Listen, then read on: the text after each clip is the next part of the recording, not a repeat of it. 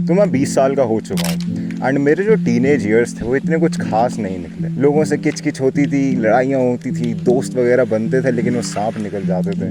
बड़ी दिक्कतें मैंने अपने टीनेज ईयर्स में फेस करी हैं। स्कूल लाइफ बिल्कुल बेकार गई है। ट्राई करता था एकदम टॉपरों की लिस्ट में आऊँ लेकिन हमेशा रह जाता था। जिस चीज़ के लिए मेहनत करता वही चीज़ दूर जाती दिखती थी। मेरे डर थे बहुत सारे। पब्लिक स्पीकिंग का मेरे को डर था, मेरे को लोगों से इंटरैक्ट नहीं करना आता था एंड डर से मैं दूर भागता गया और वो मेरे डर और बड़े होते गए। There were a lot of things in my teenage years जो कि अगर मैंने सही कर दी होती तो आज मेरे को दिक्कत नहीं आ रही होती।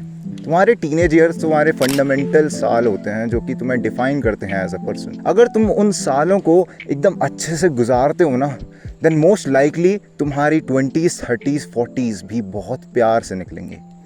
ये कुछ चीज़ें हैं जो कि मैंने अपने टीनेज ईयर्स में सीखी और मैं चाहता हूँ कि तुम्हें भी पता चले, जिससे कि तुम्हारे टीनेज ईयर्स बेटर जा सके।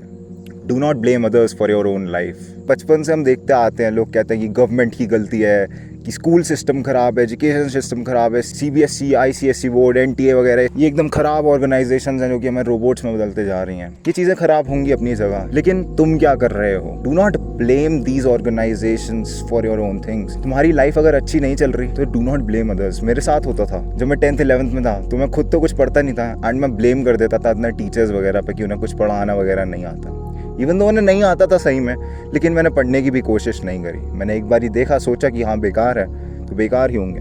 आई used to play the blame game. मैं अपने स्कूल को दोष दे देता था। मैं कहता था ऑनलाइन पढ़ाई चल रही है इसलिए मेरे से पढ़ाई नहीं हो रही। मैं कहता था कोविड जब खत्म हो जाएगा तो मैं पढ़ने लग जाऊंगा and all of that led me to one place, और वो था फेलियर। अगर तुम दूसरों को अपनी गलतियों के लिए ब्लेम करते हो देन फेलियर आएगा। गलती किसी की भी नहीं है ब्रो। हर व्यक्ति किसी ना किसी चीज़ से जूझ रहा है। सबकी पहली जिंदगी है ये और आखिरी प्रॉबेबली। तो एक्चुअली तुम किसी को ब्लेम नहीं कर सकते कि उसकी गलती है, उसकी गलती है। हर कोई गलतियां कर रहा है, इवन यू। तो as a masculine man what I will suggest you is take blame on yourself. Even though किसी और की भी गलती हो, अपनी गलती मानो। एंड जब से मैंने माइंडसेट अप्लाई करा ना, तब से मैंने देखा कि मेरी लोगों से लड़ाइयाँ होनी बंद हो गई।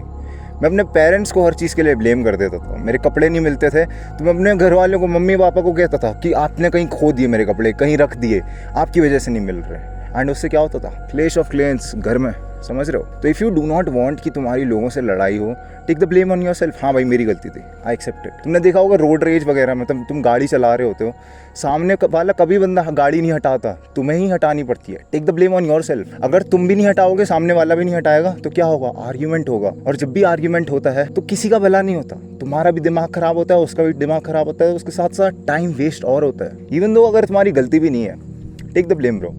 अगर ऐसी सिचुएशंस हैं जहाँ पर कोई लीगल एक्शन नहीं हो रहा तुम्हारे against, take the blame, do not care. और जहाँ पर तुम्हें लगता है कि यहाँ रिस्पॉन्सिबिलिटी है, यहाँ पे मेरे को अपना ब्लेम नहीं लेना, do not be dependent on others. हम इंडियंस ना बचपन से ही दूसरों पे डिपेंडेंट रहते हैं। हमारे पेरेंट्स हमारे ट्यूशन फी देते हैं, हमारे पेरेंट्स हमारे कॉलेज, स्कूल्स, सबके पैसे भरते रहते हैं। और ये जो डिपेंडेंसी होती है ना, हमें कहीं ना कहीं अपने पैरों पे खड़े होने से रोकता है। मैं सिर्फ फाइनेंशियल डिपेंडेंसी की बात नहीं कर रहा हूँ। लाइफ में तुम्हारी बाकी डिपेंडेंसीज, जैसे तुम खाना वगैरह खुद नहीं बना सकते, तुम्हें प्रॉब्ली मैगी, चावल, मैकरोनी के अलावा कुछ बनाना नहीं आता होगा। एंड इमेजिन अगर तुम्हें कहीं बीगड़ में छोड़ दिया जाए, तुम क्या करोगे? You have to be independent. Independence सिर्फ फाइनेंशियल फ्रीडम से नहीं आती है। इंडिपेंडेंस दूसरों पे हर तरह से ना डिपेंड होकर आती है। देयर इज़ अ रीज़न कि USA में 18 साल के बाद बच्चों को ऐसी फेंक दिया जाता है, बच्चों को ऐसे छोड़ दिया जाता है कि जाओ खुद के ट्यूशन के पैसे भरो, जाओ पार्ट टाइम जॉब करो, जाओ खुद के घर में रहो। उससे क्या होता है? उससे तुम कहोगे कि भाई इनकी सोसाइटी तो बहुत अजीब है, टुगेदरनेस नहीं है इनकी सोसाइटी में, वो कल्चर नहीं है जो इंडिया में है। लेकिन तुम एक और चीज़ देखो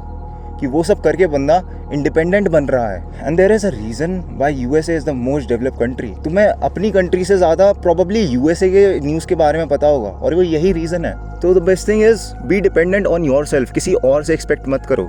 जब तुम दूसरों पे डिपेंडेंट हो जाते हो ना काम निकलवाने के लिए, ज़्यादातर तुम्हें सिर्फ डिसअपॉइंटमेंट ही मिलेंगे।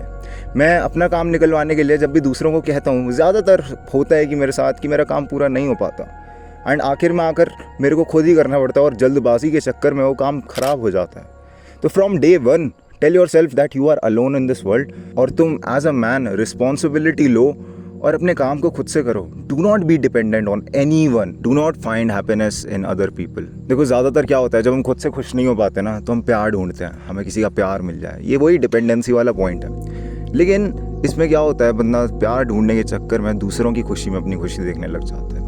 मैं ये नहीं कह रहा हूँ कि ये कोई गलत बात है, अगर दूसरा बंदा खुश हो रहा है तो तुम्हें खुश होना चाहिए। मेरे को भी बहुत अच्छा लगता है जब मेरे व्यूअर्स वगैरह को मैं एडवाइसेस देता हूँ एंड वो एडवाइसेस उनकी लाइफ में काम करती हैं।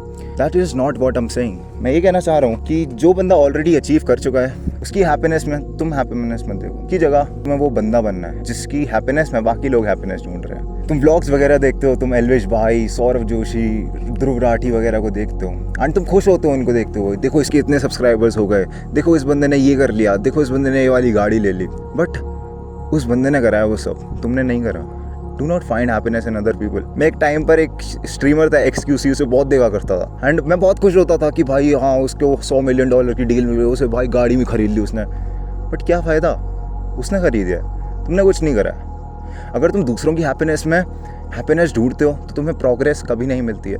If you want progress then what you can do is take inspiration from them instead of getting happy get pissed off कि भाई इसने कैसे कर लिया। देखो मैं ये नहीं कह रहा हूँ कि तुम्हें जेलस होना है किसी से, जेलसी बहुत गंदा इमोशन है।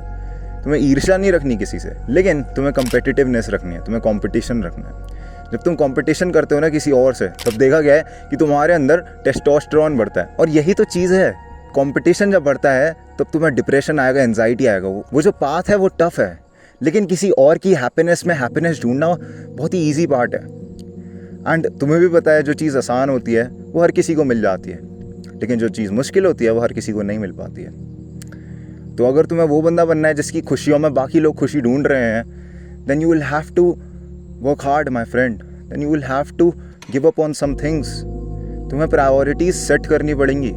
तुम्हें ये देखना पड़ेगा कि मेरे लिए सबसे टॉप मोस्ट लिस्ट में क्या चीज़ है, मेरे को क्या चीज़ अपने ज़िंदगी में अटेन करनी है, अचीव करनी है, एंड उसके बाद ही तुम बाकी चीज़ें कर सकते हो यार।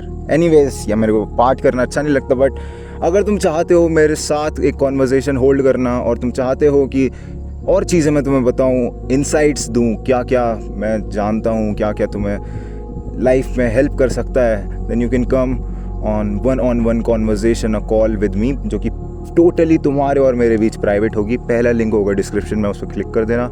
Anyways, this was it for the video. Grind set करते रहे, माइंड सेट तेरा बदल ही रहा हूँ मेरी जान।